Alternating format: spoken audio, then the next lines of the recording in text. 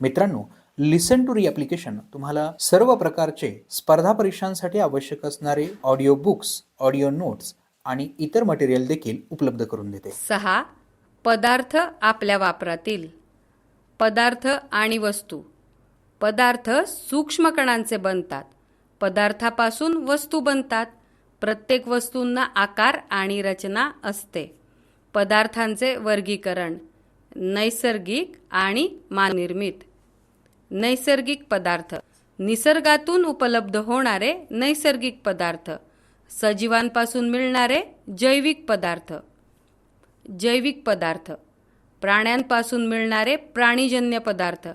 उदाहरणार्थ दूध, चामडे, लाख, रेशीम, लोकर आणि वनस्पतींपासून मिळणारे वनस्पतीजन्य पदार्थ. उदाहरणार्थ लाकूड, कापूस, अंबाडी, ताग.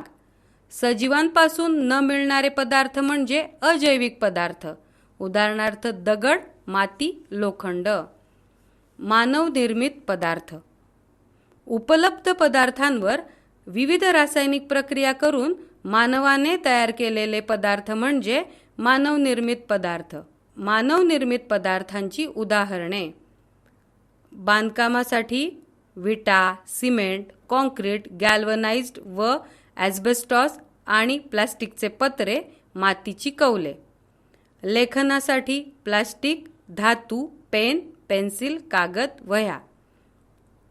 कपड्यांसाठी धागे, नायलॉन, रेयॉन. मानवनिर्मित पदार्थांची निर्मिती.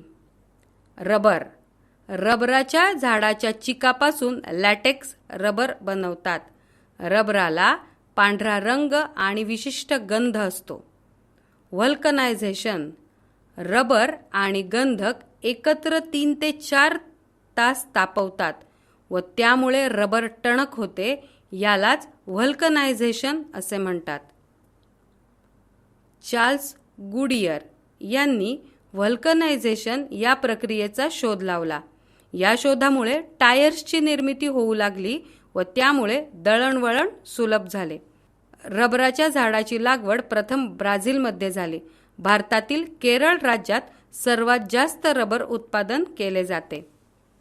कागद. वनस्पतींमधील सेल्युलोजच्या धाग्यांमुळे कागद बनतो.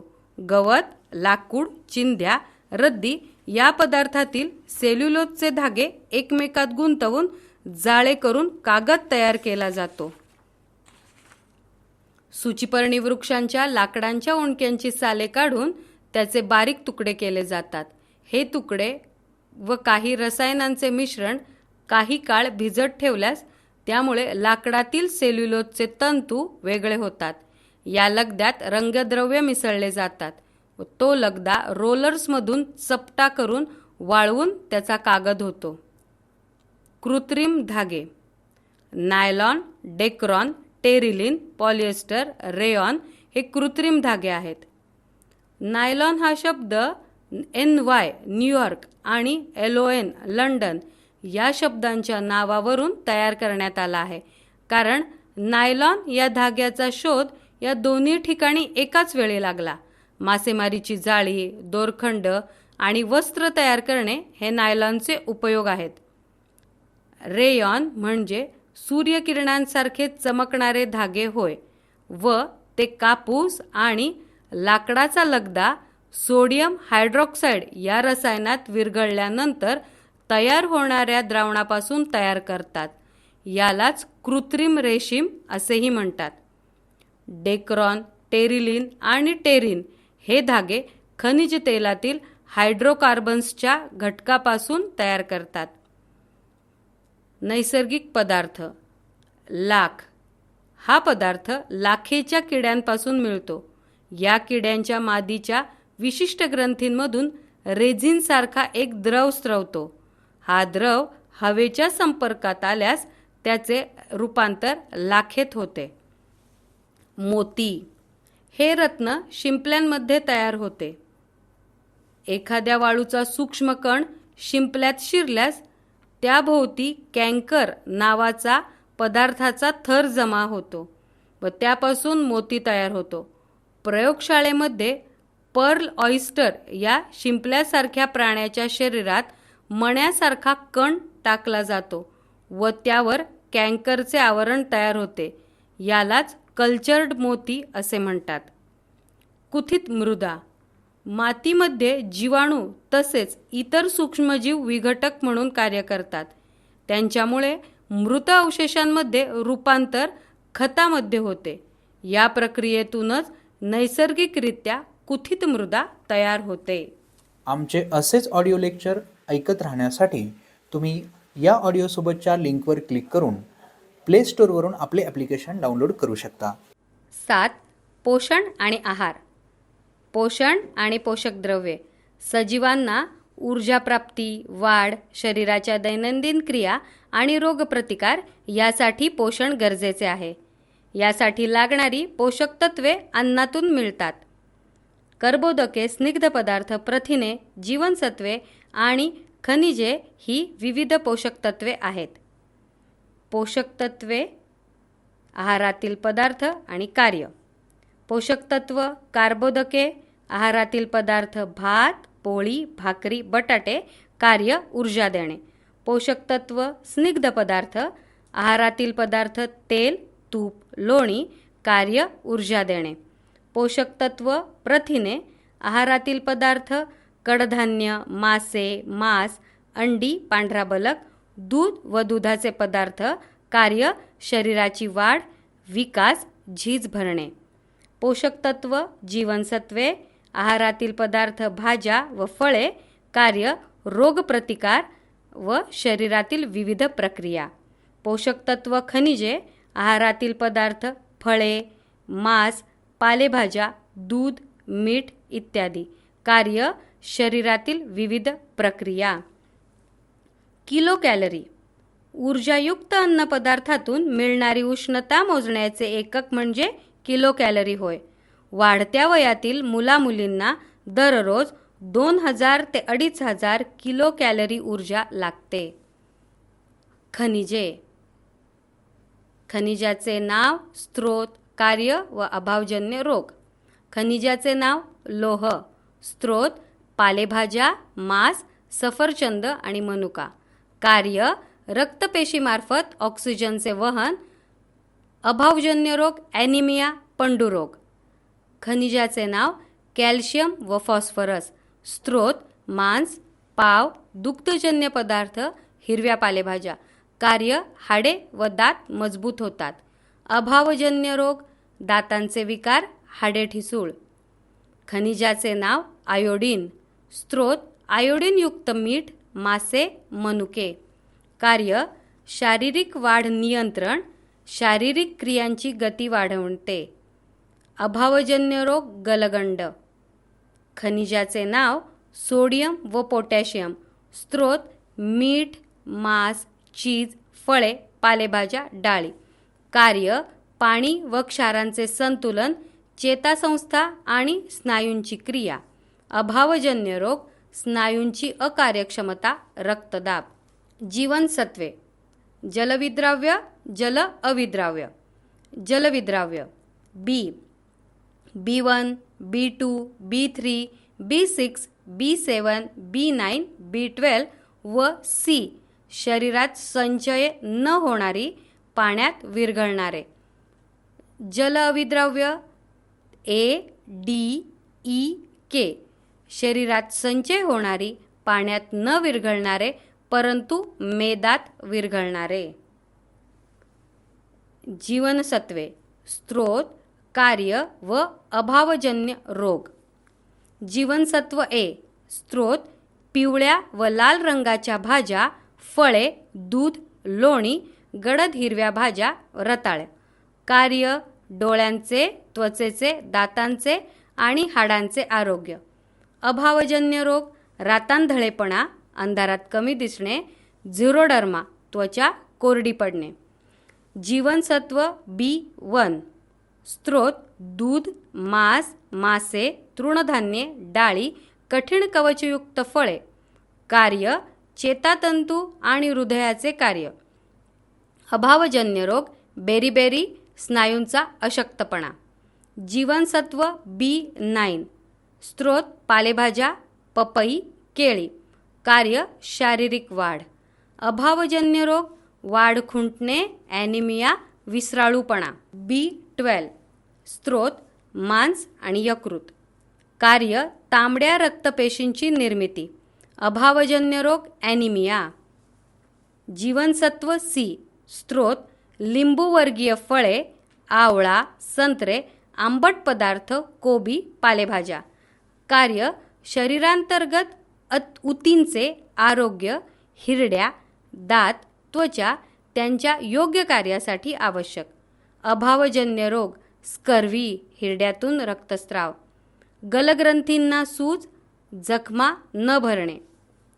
जीवनसत्व D. स्रोत सूर्यप्रकाश, दूध, मासे, मांस, अंडी, लोणी. कार्य कॅल्शियम आणि फॉस्फरसच्या अवशोषणासाठी आवश्यक. कॅलेजनची निर्मिती. अभावजन्य रोग, मुडदूस, ठिसूळ हाडे. जीवनसत्व E. स्रोत वनस्पती तेले, शेंगदाणे, बदाम, तृणांकुर, हिरव्या भाज्या. कार्य पेशीतील चयापचय क्रियांचे नियंत्रण, प्रजनन क्षमता. अभावजन्य रोग, त्वचाविकार, अशक्त स्नायू, वांझपणा. जीवनसत्व K. स्रोत पालेभाज्या, मोड आलेली कडधान्ये, अंड्यातील पिवळा बलक. कार्य रक्त गोठण्याच्या क्रियेस उपयुक्त. अभावजन्य रोग, अतिरक्तस्राव, जखमा न भरणे. पोषद्रव्यांच्या अभावामुळे होणारे रोग. स्कर्व्ही, बेरीबेरी, पेलाग्रा, मुडदूस हे रोग जीवनसत्वांच्या कमतरतेमुळे होतात. कॅसिमिर फंक या युरोपीय शास्त्रज्ञाने बेरीबेरी हा रोग असडिक तांदूळ न खाल्ल्याने होतो असे सिद्ध केले. उष्णता व प्रकाशामुळे C जीवनसत्व जलद नष्ट होते, म्हणून जीवनसत्व C युक्त काही अन्नपदार्थ न शिजवता कच्चे खाणे जास्त उपयुक्त असते. प्रोबायोटिक सूक्ष्मजीव. उपयुक्त सूक्ष्मजीवांना प्रोबायोटिक असे म्हणतात. दुधाचे दही, ताक तयार करणे हे त्यांचे कार्य आहे. आपल्या आतड्यात लाखो प्रोबायोटिक सूक्ष्मजीव आढळतात. ते आपल्या पचनसंस्थेत जीवनसत्वांची निर्मिती करतात. संतुलित आहार. सर्व पोषणद्रव्यांच्या योग्य प्रमाणात समावेश असलेल्या आहाराला संतुलित आहार म्हणतात. तंतुमय पदार्थ. रोजच्या आहारात पुरेशा तंतुमय पदार्थांचा समावेश असला पाहिजे. पाणी. शरीराला पाण्याची अत्यंत आवश्यकता असते. दूध, ताक, सरबत, फळांचे रस आणि मुबलक पाणी शरीरासाठी दररोज आवश्यक असते. कुपोषण. आहारातून सर्व पोषकद्रव्ये योग्य प्रमाणात न मिळाल्यास कुपोषण होते. गरजेपेक्षा जास्त अन्न खाल्यास अतिपोषण होते. Junk food. चविष्ट, चटपटीत परंतु त्यात पोषकद्रव्ये नसतात आणि ज्यांचा आपल्या शरीराला उपयोग होत नाही त्यांना जंक फूड म्हणतात. Chocolate, burger, noodles, chips, wafers, शीतपेये इत्यादी. अन्नपदार्थातील भेसळ. चांगल्या अन्नपदार्थात त्यासारखे स्वस्त व इतर पदार्थ मिसळणे म्हणजे अन्न भेसळ होय. भेसळयुक्त अन्न आरोग्यास घातक असते. अन्नाची भेसळ करणे हा कायद्याने गुन्हा आहे. अन्नपदार्थ आणि भेसळीचे पदार्थ. अन्नपदार्थ दूध. भेसळीचे पदार्थ पाणी, युरिया, स्टार्च, धुण्याचा सोडा. अन्नपदार्थ लाल तिखट. भेसळीचा पदार्थ विटेचा चुरा, लाल भोपळ्याची भुकटी. अन्नपदार्थ काळी मिरी. भेसळीचे पदार्थ पपईच्या बिया, काळे दगड. अन्नपदार्थ आईस्क्रीम. भेसळीचे पदार्थ धुण्याचा सोडा, कागदाचा लगदा. अन्नपदार्थ तांदूळ. भेसळीचे पदार्थ बारीक पांढरे खडे. अन्नपदार्थ शेंगदाणे. भेसळीचे पदार्थ लालसर गारगोट्या, खडे. आमचे असेच ऑडिओ लेक्चर ऐकत राहण्यासाठी तुम्ही या ऑडिओसोबतच्या लिंकवर क्लिक करून प्ले स्टोअरवरून आपले ॲप्लिकेशन डाउनलोड करू शकता. 8. आपली अस्थिसंस्था व त्वचा. मानवी सांगाड्यामुळे शरीरातील इंद्रियांचे संरक्षण होते, म्हणून मानवी सांगाडा हा संरक्षक कवच आहे. शरीराच्या कुठल्याही भागातील हाड मोडल्यास त्यास अस्थिभंग असे म्हणतात. अस्थिभंग झालेल्या भागाची क्षकिरण प्रतिमा घेतात. या प्रतिमेमुळे शरीराच्या आतल्या भागातील नेमक्या इजेची योग्य माहिती मिळते. या तंत्राचा शोध विल्यम रॉन्टजेन या शास्त्रज्ञाने लावला. शरीरातील सर्व हाडे आणि कुरच्या मिळून अस्थिसंस्था बनते. अस्थिसंस्थेचे कार्य. अस्थीमुळे शरीराला आकार प्राप्त होतो. अस्थींमध्ये खनिजे आणि क्षार यांचा साठा केला जातो. अस्थींमुळे शरीराची हालचाल घडून येते. अस्थींची रचना. अस्थी कठीण व मजबूत असतात आणि कुरच्या लवचिक असतो. त्यात कॅल्शियम कार्बोनेट आणि कॅल्शियम फॉस्फेट ही खनिजे असतात. अस्थींचे आकारानुसार एकूण 4 प्रकार. चपटे, लहान, अनियमित, लांब. मानवी अस्थिसंस्था. मुख्य अवयव, उपभाग, एकूण अस्थी, वैशिष्ट्य आणि कार्य. अक्षीय सांगाडा. कवटी 22 अस्थी, उपभाग, चेहरा, एकूण अस्थी 14, वैशिष्ट्य खालचा जबडा हलू शकतो, इतर अस्थी अचल आणि कार्य मेंदूचे संरक्षण. उपभाग, डोके, करपर, एकूण अस्थी 8, वैशिष्ट्य अतिशय मजबूत.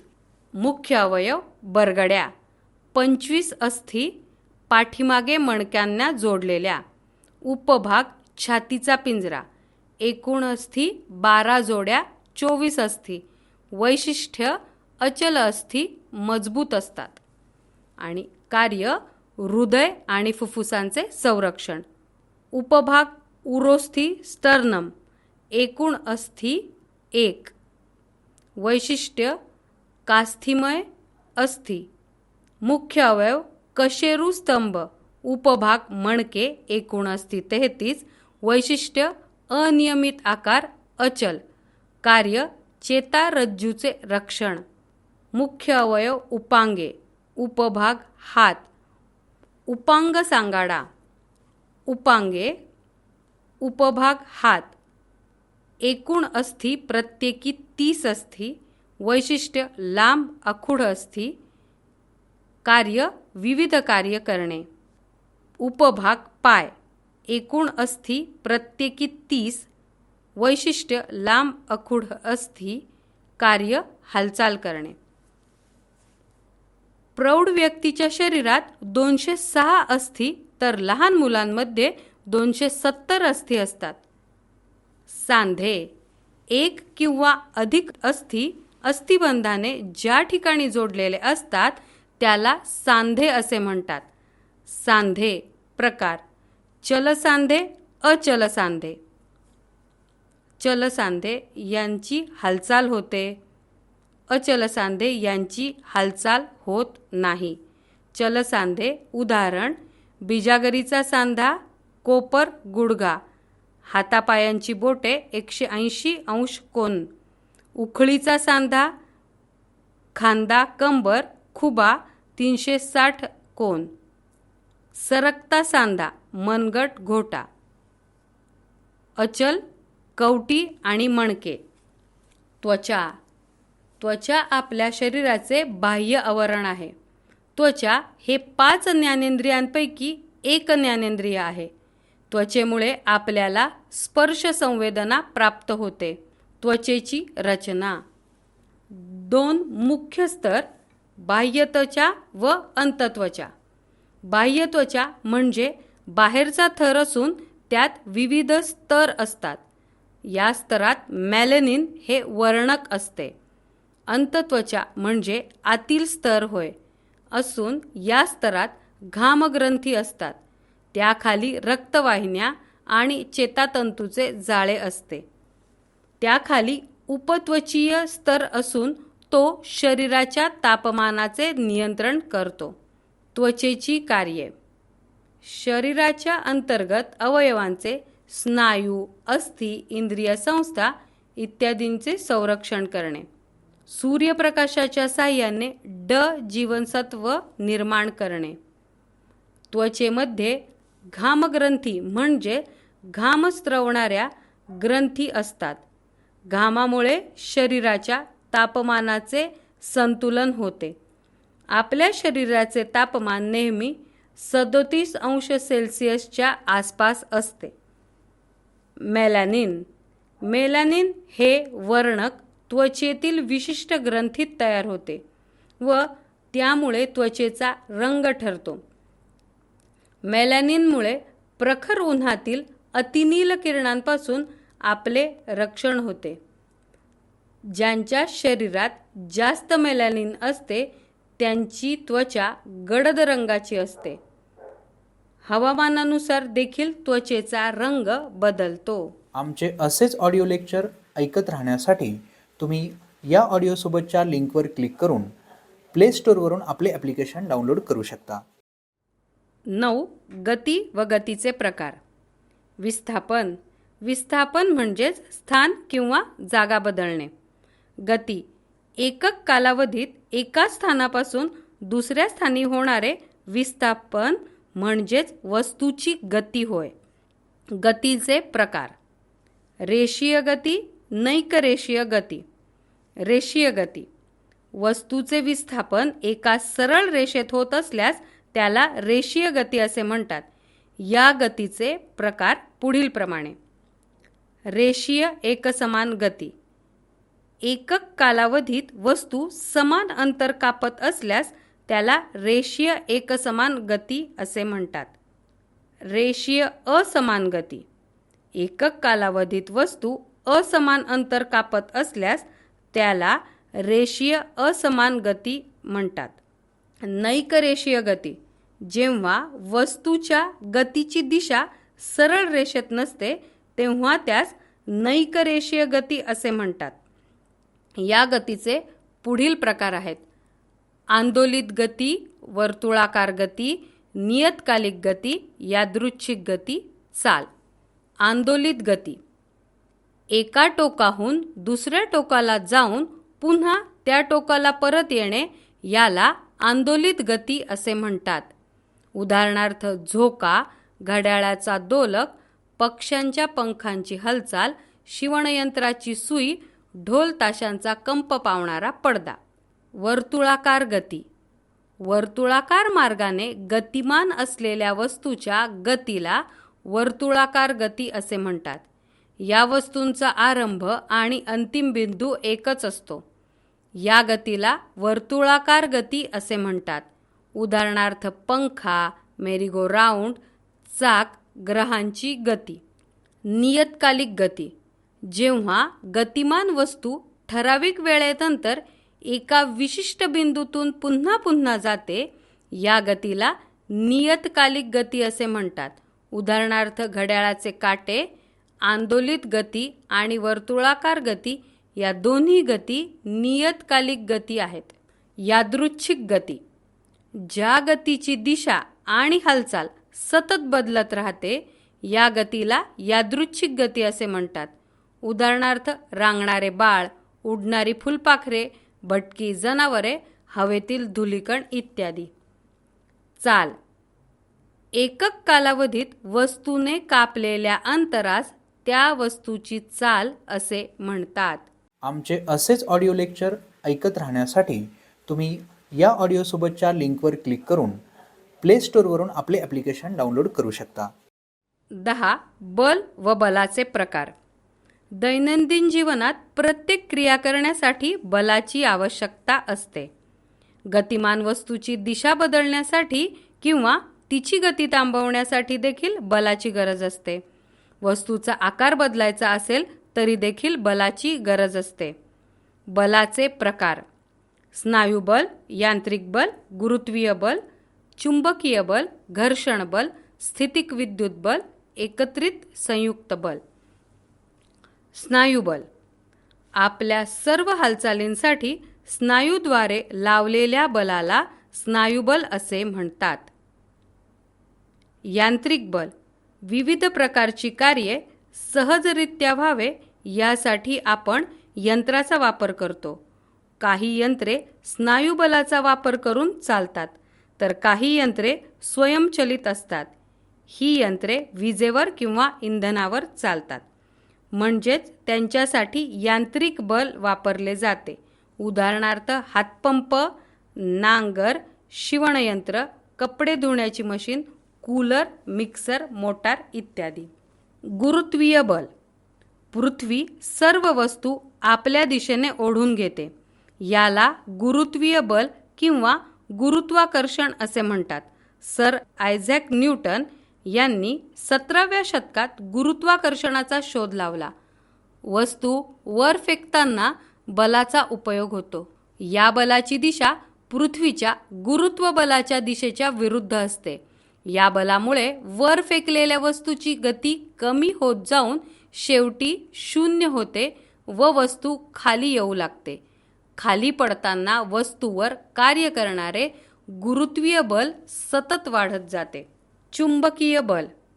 चुंबक काही विशिष्ट वस्तूंकडे आकर्षून घेतो. यालाच चुंबकीय बल असे म्हणतात. घर्षण बल. जेव्हा 2 पृष्ठभाग एकमेकांवर घासले जातात तेव्हा त्यांच्यात घर्षण निर्माण होते. या घर्षणातून घर्षण बल तयार होते. घर्षण बल नेहमी गतीच्या विरुद्ध कार्य करते. जमिनीवर चालताना घर्षण बलामुळे आपण पडत नाही. चिकट तेलकट पृष्ठभागावरून घर्षण बल नसल्याने आपण घसरू शकतो. स्थितिक विद्युत बल. रबर, प्लास्टिक, एबोनाइट अशा पदार्थांवर घर्षणामुळे विद्युत प्रभार निर्माण होतो. या बलाला स्थितिक विद्युत बल असे म्हणतात. एकत्रित संयुक्त बले. एखाद्या क्रियेत जेव्हा विविध बले एकत्रितपणे कार्य करतात तेव्हा त्याला एकत्रित किंवा संयुक्त बल असे म्हणतात. लिसन टू री ॲप्लिकेशन तुम्हाला सर्व स्पर्धा परीक्षांसाठी आवश्यक असणारी ऑडिओ नोट्स, ऑडिओ बुक्स आणि इतर मटेरियल देखील उपलब्ध करून देते. चला तर मित्रांनो, भेटूयात पुढच्या लेक्चरमध्ये. तोपर्यंत धन्यवाद.